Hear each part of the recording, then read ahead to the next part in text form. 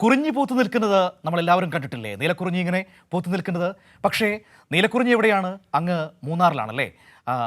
പക്ഷേ നീലക്കുറിഞ്ഞി മാത്രമല്ല, നമ്മുടെ നാടിൻ്റെ മറ്റു ചില ഭാഗങ്ങളിലും കുറിഞ്ഞി പൂക്കാറുണ്ട്. അത്തരത്തിൽ കാസർഗോഡിൻ്റെ സ്വന്തം കുറിഞ്ഞി പൂത്തു നിൽക്കുന്ന ഒരു കാഴ്ച കണ്ടാലോ? കാസർഗോഡിന് സ്വന്തമായിട്ടൊരു കുറിഞ്ഞിയുണ്ടെന്നേ. ആ കുറിഞ്ഞി പൂത്തിരിക്കുകയാണ്.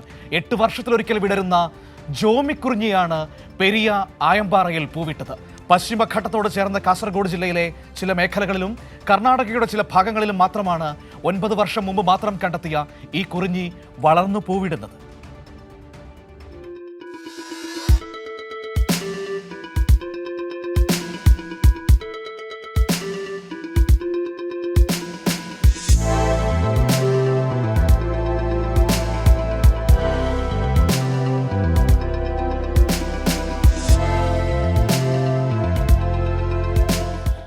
ചെറുചെടിയിൽ ഇളം വയലറ്റ് നിറത്തിൽ വിടർന്നു നിൽക്കുകയാണ് കുറിഞ്ഞിപ്പൂക്കൾ.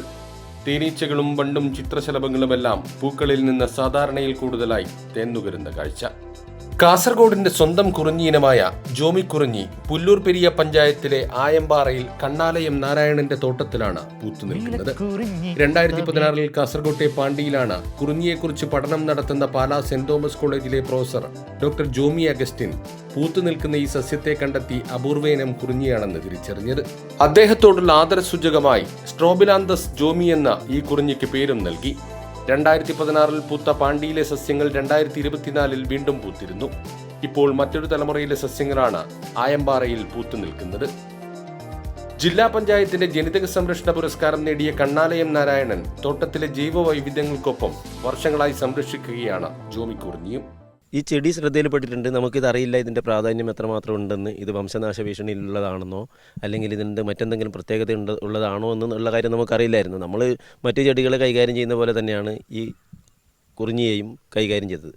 നമ്മുടെ പറമ്പിലുള്ള ഒരു ചെടി അത് ഏതായാലും അത് കൺസേർവ് ചെയ്യേണ്ടതാണ് എന്ന ബോധ്യം വരികയാണെങ്കിൽ ഒരു കർഷകൻ എന്നതിനപ്പുറത്ത് ഒരു കൺസേർവറായി മാറുകയാണ് ചെയ്തത്. ഒരിക്കൽ പൂക്കുന്ന സസ്യം പൂക്കൾ കൊഴിഞ്ഞ് വിത്തുകളുണ്ടായ ശേഷം പൂർണ്ണമായും നശിച്ചു പോകും. പുതിയ തൈകൾ വളർന്ന 8 വർഷം പൂർത്തിയാകുമ്പോഴാണ് വീണ്ടും പൂവിടുന്നത്. കാസർഗോഡ് ജില്ലയിൽ പുല്ലൂർ പെരിയ പഞ്ചായത്തിലും ദേലമ്പാടി പഞ്ചായത്തിലും കർണാടക അതിർത്തിയിലെ പശ്ചിമഘട്ടത്തോട് ചേർന്ന് നിൽക്കുന്ന ചില പ്രദേശങ്ങളിലുമാണ് ഈ സസ്യം വളരുന്നത്.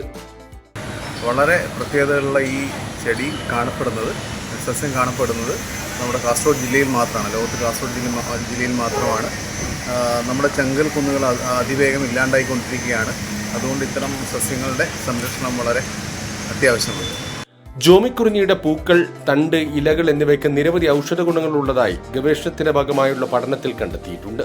ജോമിക്കുറിഞ്ഞിയുടെ പഠന ഗവേഷണങ്ങൾ നടത്തുന്നവർക്ക് വീണ്ടും എത്തിയ പൂക്കാല ദിവസങ്ങൾ ഏറെ പ്രാധാന്യമുള്ളതാണ്. ക്യാമറാമാൻ ഷൈജു പിലാത്രയോടൊപ്പം സിജു.